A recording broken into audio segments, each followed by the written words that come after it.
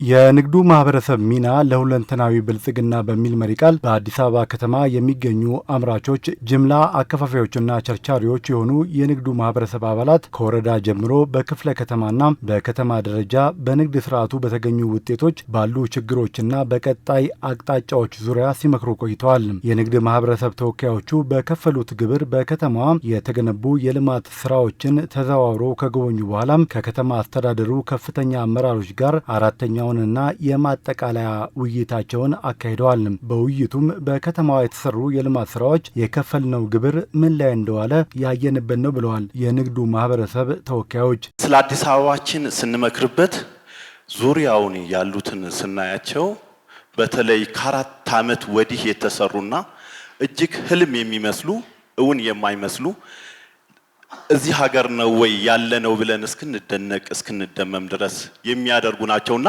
እነዚህን መዘርዘር ይከብዳል።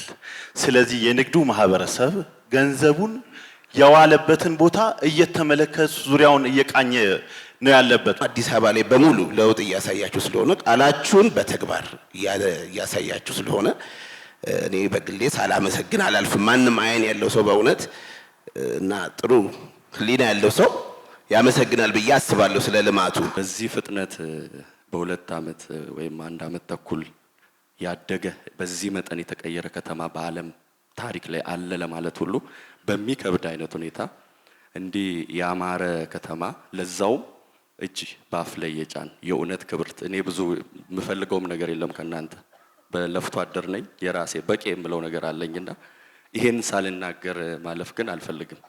ሚደነቅ ስራን ይሰራችሁ። ይሄ የምትሰሩትን ትላልቅ ልማት እንዲቀጥል ገበያ መረጋጋት አለበት።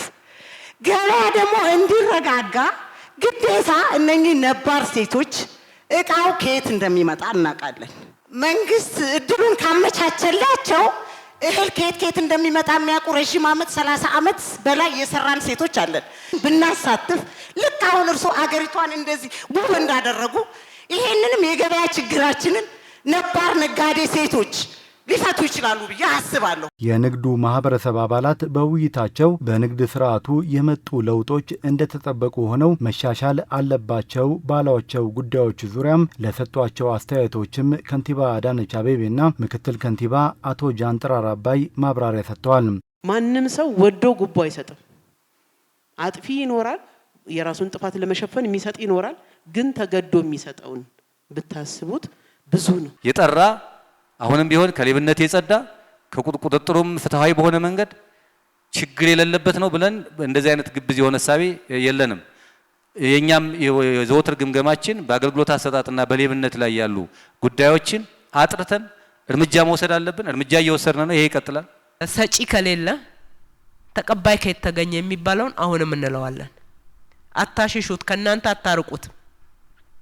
ግዴላችሁ መሰረታዊ ለውጥ ትፈልጉ የለ ከፈለጋችሁ እንስማማና ትንሹ ጣውረር ሲያጋጥማችሁ ተቋቋሙት።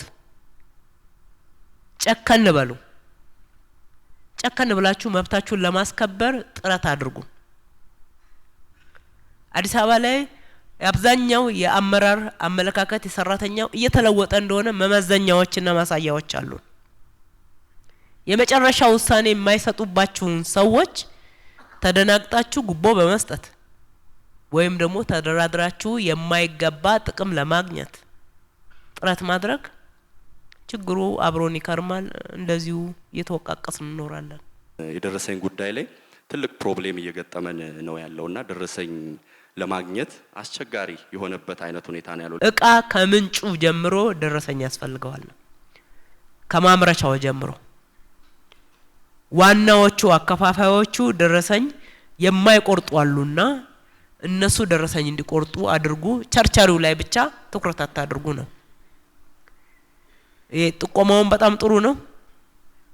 በሚገባ ፈትሸን ይሄኛው እንደ ትልቅ ግብአት እንወስደዋለን። ይሄንን ትልልቅ ስራ የሚሰራ አምራች ሼድ ልቀቅ ተብሎ የሚለጠፍበት ከሆነ በስጋት ኤሪያ ላይ የሚሆን ከሆነ እንዴት ነው ውጤታማ አምራች ልታገኝ የምትችለው? ሀገራችን ለውጥ የጥረት ውጤት ነው። ሁሉ ጊዜ የመደገፍ ጉዳይ አይደለም። መጣር ያስፈልጋል። ሼድ ገንብተን በነፃ በክራይ አይደለም ስንሰጥ ሴራሚክ አልዘረጋችሁም ተብለን እንዴት እንወቀሳለን? ኮርኒስ አልሰራችሁበትም ተብለን እንዴት እንወቀሳለን?